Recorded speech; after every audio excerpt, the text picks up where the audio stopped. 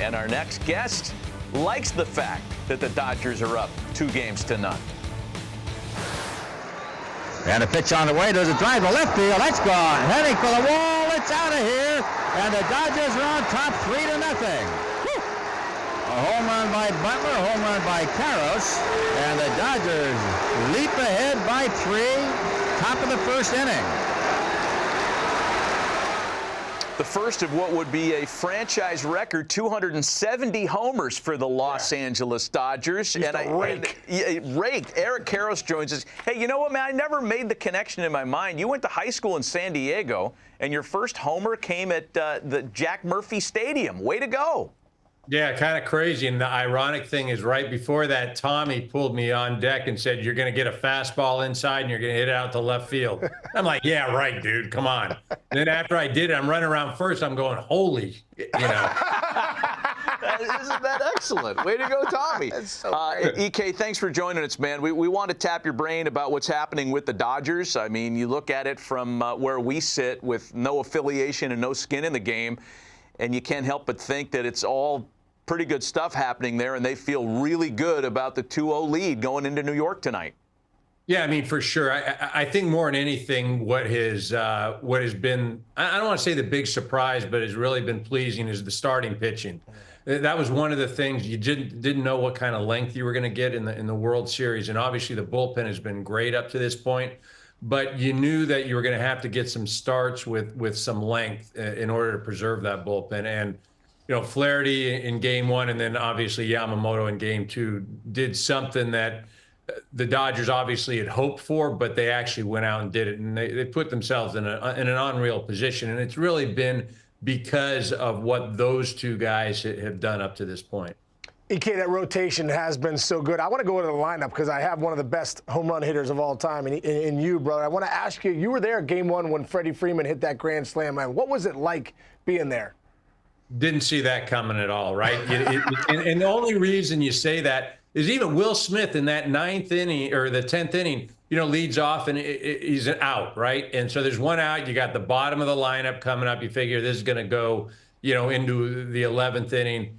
Nobody could have imagined. You look back at it, though, that game, the Yankees had so many opportunities, to win the thing, whether it was getting a base hit, whether it was pitching decisions, whether it was fielding decisions, and they did all these things wrong, or it didn't work out to their favor.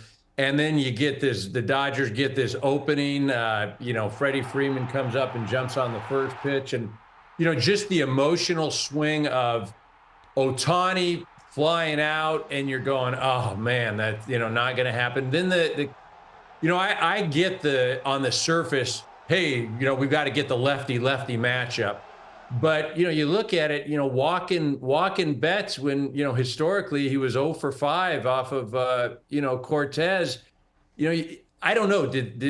I'm sure that the Yankees knew that, right? They had to know that. But you just go, man, and then, Freeman 9 for 14 against left-handed pitchers with the bases loaded. I mean, you look at all those things and you just go, man, I don't know if that was really the right decision. And obviously it played out great for the Dodgers. It turned out not to be the right decision. There's no doubt about it. EK, I'm interested to hear what you have to say because, you're a big power-hitting right-handed hitter. And you look at a guy like Aaron Judge right now who is chasing the ball off the plate. It seems like he's late on the fastball. When you got into those situations, being that kind of same type of hitter, what would you say to him? What did you do to get out of where he's at right now? First of all, the only commonality we have together is that we're both right-handed. But that's it. Let's not get carried away. But in all honesty, it's like watching him as a hitter, right? You feel for him, right? Because everybody that has stepped in the box has gone through stretches like this. But if I were Aaron Judge's hitting coach, what I'd have him do, honestly, I'd have him go in a batting cage, I'd turn velocity or I'd turn it on spin, and I'd have him just track pitches. I'd have him take and take and take. I'd go down into the bullpen when guys are throwing, yesterday or whatever, and I'd just stand and I'd just track pitches all day long. Because for me, going and just hitting and hitting. Okay, great. I'm driving the ball. It's BP. It's, in the cage. It's all that sort of thing. But the most important thing, and Mark McGwire told me this one time, and you think Mark McGwire, this big power guy, but this is a guy that had a ton of success, but also had a season where he barely hit 200. And he asked me, he said, he goes, what do you think is the most important thing about hitting? And I'm thinking, okay, is it rotating my hips? Is it getting my hands in a certain position? What's the most important thing? And I'm going through all these things, and he goes, no, you know what the most important thing is? Seeing the ball. And because if you're not seeing the ball or you're not seeing it properly, then you're going to do other things because you think of what you're seeing. Like, I think I have to be quick, so I'm flying open with my hips. I think I'm doing this, so I've got to raise my hands. You've got to see the ball. And that's why I say it ad nauseum.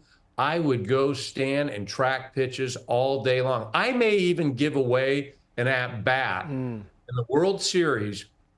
Just go up there, my first at bat, and just see pitches. And I know it's tough to do, and we all know it's like, man, I'm not going to give away an at bat, but give away one to get the next three makes all the sense in the world. Hey, I got two real quick ones for you. So just give me a yes or no. Does Ohtani play tonight, do you think?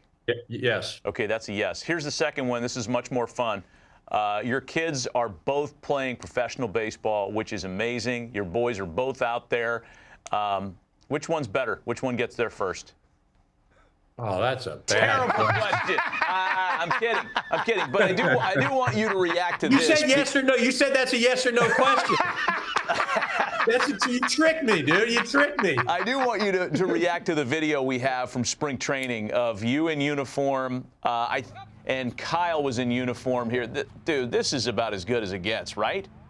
Yeah, I mean, so the funny thing is that was great. Ironically, the Freeway Series, my older boy pitching for the Dodgers, pitched in the Freeway Series at Angel Stadium, came in and threw extremely well. So it was both of those, feelings as a dad. I mean, obviously great, but, they're both chasing the dream, and, a lot of things have to go right, but they both have real good shots of spending some time in the big leagues. Cool. That's really cool. So cool. We wish them both a lot of luck, of course. EK, thanks for being with us, man. Thanks for taking some time, getting up early out in the West Coast. And I don't know, we can't say, good luck to the Dodgers on your behalf. So let's just hope we get a good, eventful World Series here. Great series. Yeah. Thanks, okay, thanks a lot, man. Take care.